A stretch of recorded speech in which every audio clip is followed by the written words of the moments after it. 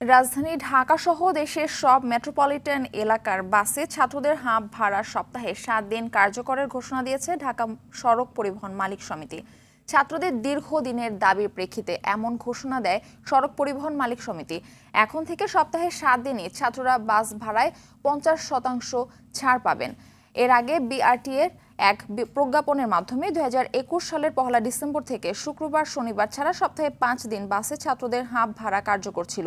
ছাত্রদের হাত ধরে ৫২ এর ভাষা আন্দোলন, ৭১ এর স্বাধীনতা এবং ২০২৪ সালে স্বৈরাচার সরকারের পতন ঘটেছে উল্লেখ করে ছাত্রদের এমন সুবিধা দেওয়ার কথা জানায় ঢাকা সড়ক পরিবহন মালিক সমিতি।